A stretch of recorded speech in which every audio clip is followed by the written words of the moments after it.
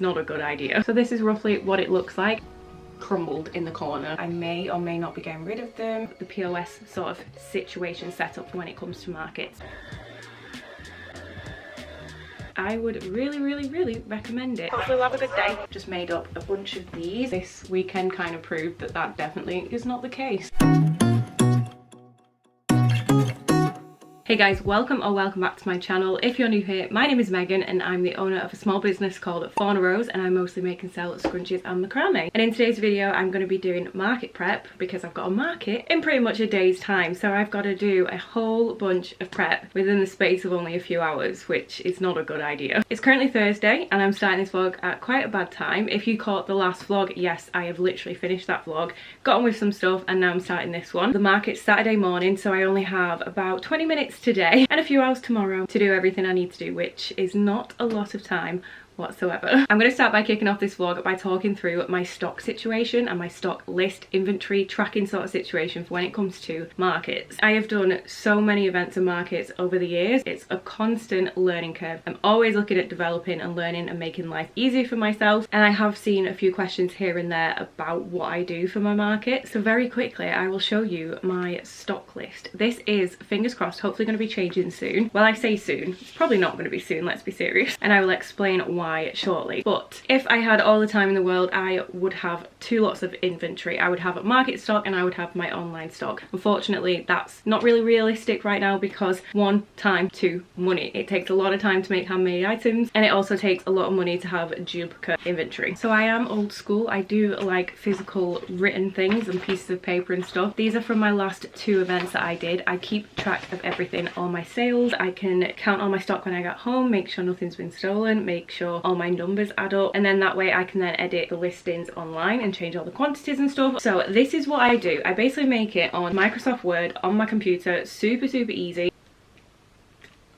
Koshka has joined the chat. It was Cleo in a recent one and now we have you. But on Microsoft Word you can basically just create a table on there and you can choose how many columns, how many rows you want. So this is roughly what it looks like. I pop all the names of each of the items and then I have two extra columns, rows, columns, I think it's columns, my brain is not having it, where I write down the quantity of what I'm taking, and then as we sell items throughout the day we just put like a little tally. This one is typed out because this is actually what I sold after the market. So I just reopened my stock list and then I just basically typed out what I handwritten. Instead of having to have this as well as then a sales report, it's just easier to have this as a sales report. So for example, first page is my scrunchies. Sorry if you can hear Koshka padding about, he doesn't like to keep still. So I've got my satin rainbow scrunchies, XLs on this side, minis on this side, all the names in alphabetical order, just makes it easier to find. Then I've got all my patterns that I do in XLs and minis, swim scrunchies, mini scrunchies, so patterns that I only do as minis. And then this was the new autumn collection, but for this market I hadn't launched them yet, so I didn't take them. I then leave a little blank box wherever there is space for notes, so if throughout the day there's anything we need to make note of, that goes there. So where are you going? And then right at the top I've got 3 for 10 and 2 for 15 because we do offers at market, so if we do any of those offers we keep tally of that as well, so then when we're adding up the cash flow or the card payments and stuff we can get the numbers right. Next page is macrame items and then extras on the back. So it is super easy to do it that way. If you don't have Microsoft Word, I'm sure there's some form of like notes app or something.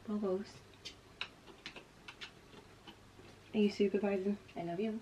Even if you don't have access to Microsoft Word and you can't figure out how to make a table or whatever, you could probably just type out your items and then do all this without actually having an actual table drawn out, if that makes sense. This has worked for us for quite a while. However, I would really like to have the POS sort of situation set up for when it comes to markets, because it can get quite chaotic when you're trying to talk to a customer, they're trying to hand you the items, you're then trying to pass up the item, add up their order amount, type it into the card reader, take the payment while packaging it up, while trying to pass it to them, while the next person is trying to pay. It can get quite overwhelming. So I am always looking at streamlining that process, making anything easier for me if I can. And I've had my eye on a POS system for a while. I don't know what it is. There is something about a little scanner, little barcode scanner, where I can be like beep, beep, beep. It speaks to my soul. I think how much easier would that be? So at markets I take cash and I take card payments, and the card payment system that I use is SumUp and it is great. I would really recommend it, mostly because the transaction percentage that they take is pretty much the lowest. I can't speak for everywhere in the world, but in terms of the UK, as far as I believe, it is the lowest transaction. So Zettle, there's a Square Reader, there's quite a few different things. Unless it's changed recently, SumUp is the cheapest. So I've got the little square one. I think it cost me about £19 at the time. There is constantly coupons, discounts, offers going on. Speaking of which, I do have a link and a code if you would like to use it. It's not technically an affiliate link, it's a refer a friend situation, so they're not paying me to say this whatsoever, but if you do use my link and my code, I get a little bit of money and you get money off. So if you want to check out that link, I will leave it linked down below. And recently I realized that I could do this. I could add inventory onto my app. So instead of manually having to open at the checkout situation, add it all of my head and type all that out, I can just tap the items that I want and it adds it all up for me. Take the card payment, perfect, sorted. You can add things like a cash drawer to it, you can add a receipt printer, there's quite a few different things you can add onto it, including barcode scanners. And after looking into it more, I basically realised that I can do the entire POS system on my iPad. So instead of buying their tablet and their version of it, I can do it all on my iPad. There is, however, unfortunately, a catch. The SumUp system is only compatible with certain barcode scanners because you can get so many different ones. And when I looked on the information about adding a barcode scanner, it did say that these were the compatible ones that they recommended. However, any high quality scanner should work. It's just that they've not tested them, so they can't 100% guarantee that they will be compatible and that they will connect. So I thought, you know what, I'm going to try it out. What's the harm in trying? I managed to find a little scanner online and it was very, very cheap, but for the life of me, I could not get this thing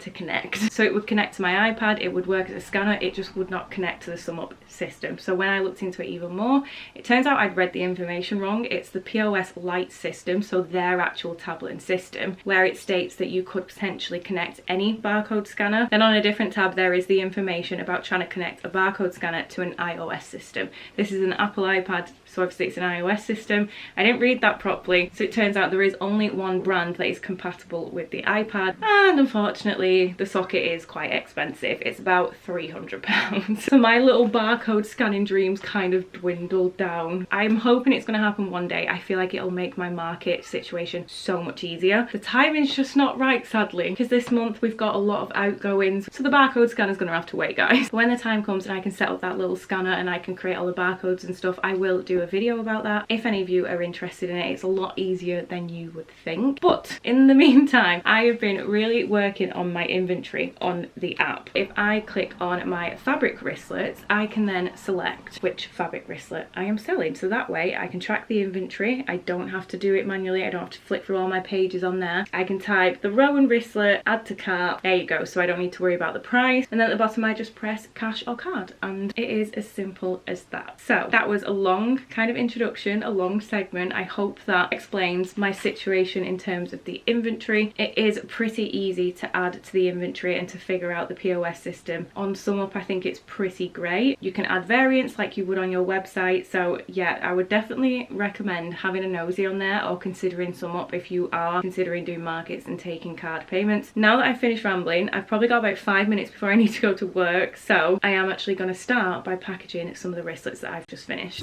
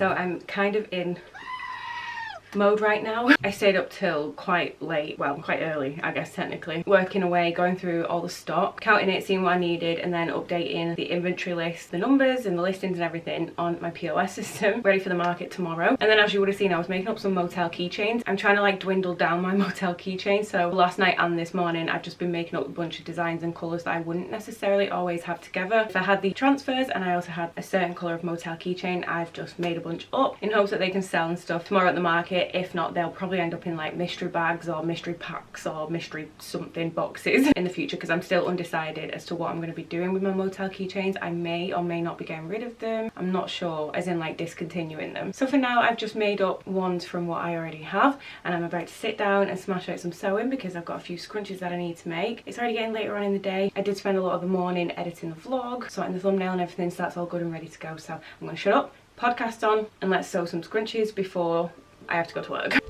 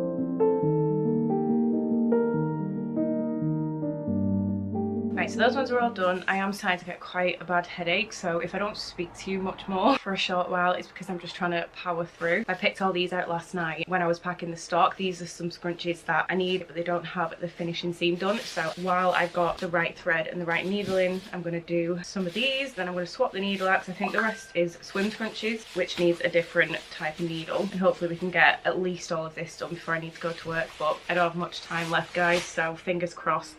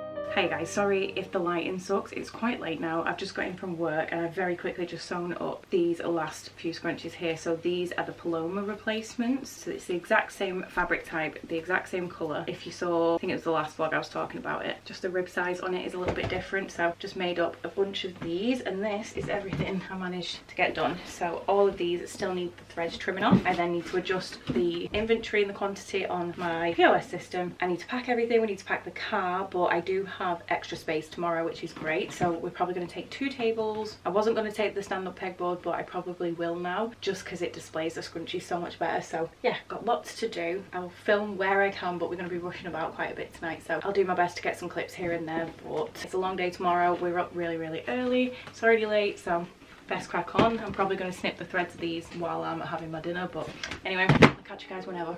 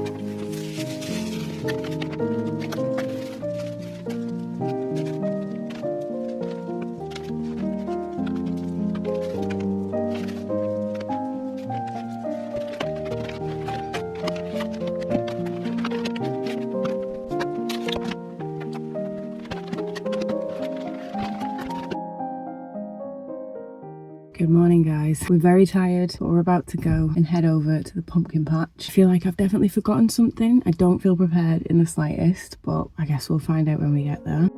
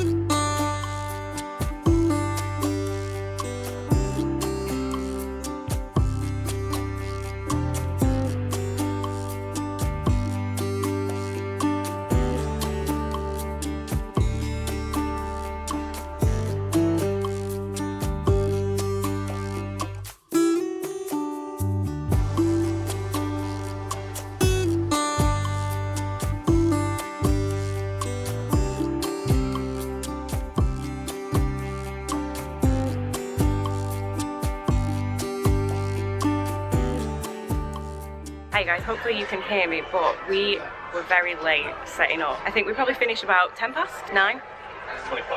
25 past 9? Is it already gone 25 past 9? Okay, so it took us quite a while to set up, but we kind of winged it because we've got a double space and I don't really like how it looks. It's alright. We're lucky it's not that cold. Fueled up with Jackalope Joe from Hannah. Coffee already. That was not English, but we'll go with it. I'm going to see if I can have a quick walk around and have a look at the other stalls, chat to some people, because there's a lot of stall holders here that we've not seen in a while and I want to catch up and say hi to them and stuff. Wish us luck. Hopefully we'll have a good day, but it is due to rain, so...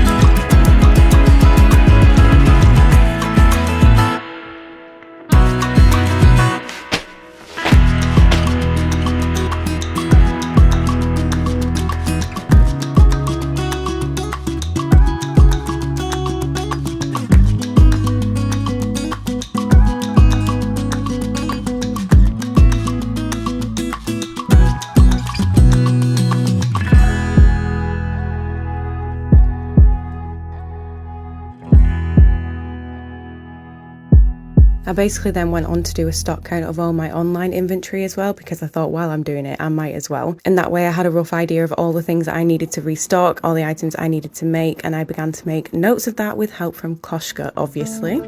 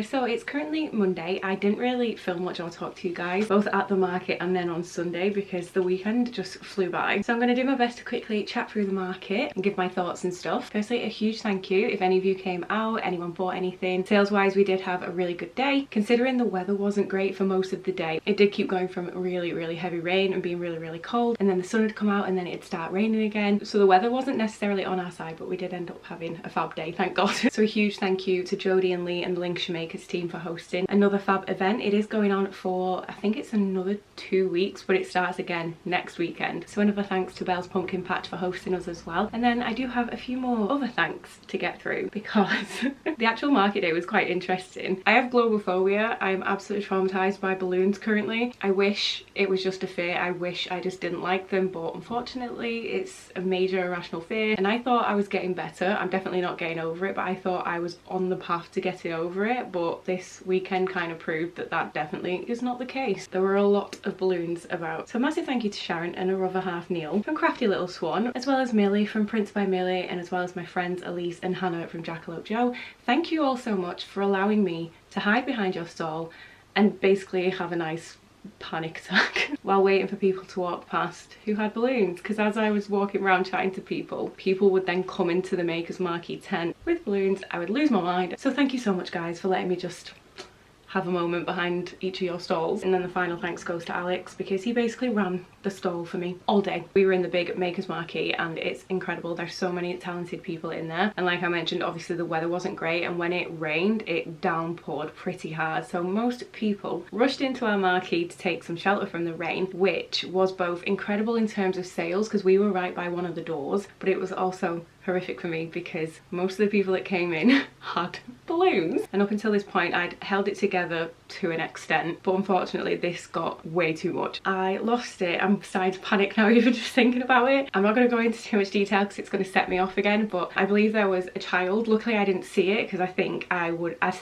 collapsed, but I heard it and that's what sent me completely. Alex told me that there was a child right near our stall who was chewing on a balloon, and yeah, I'm so glad I didn't see it. And the noise of it, I was like, I'm out. And the tears just wouldn't stop. But because everyone was then stood in front of my stall, loads of people who were sheltering from the rain were like, ooh, and loads of people were buying stuff. So huge thank you to Alex for holding the fort down while I was just crumbled in the corner. But apart from that, I had a great day. We did sell quite a few items here and there. A lot of the mystery bags pretty much went. I think we've only got 2 left now. So overall a fab day. It was just really nice to see loads of other small business owners that I know and stuff. So yeah, that's the market side of things. But I just want to quickly say the POS system, this was the first time we've done it properly with the inventory and keeping track of the quantities on there and everything, and I'd done it a lot more thorough and on my iPad this time, and both Alex and I thought it was great. We really liked it. It was just really easy to use. We left the card reader on the table. I am going to make a little stand I think for the future, so it's just out of the way. I'm not having to lean over the displays and passing the card reader over to customers every single time. We could just tap it in on the iPad. It adds everything up for you. It's super quick. Obviously if you press card you don't need to worry about change, but if you press cash you just type in like you would on a till what they've given you. It gives you the figure of the change you're supposed to give to them, which is great because me and numbers are not friends. So it was a really good system. So in the future, if we can incorporate the barcode situation, it'll be even quicker, because feedback from Alex was that an issue he found was if he didn't know the name of the items. I name each of my scrunchies and he's amazing at knowing most of them, but there is still the odd few that he doesn't know. So on the POS system it is just the name of the item. So again, hopefully in the future if we can have our little barcode system, all the little pictures will be on there. That is the plan. So that's one of the flaws that Alex noticed. And something else I noticed that isn't necessarily a flaw with the system, it's just more of a flaw or something that we would benefit from if it was an option,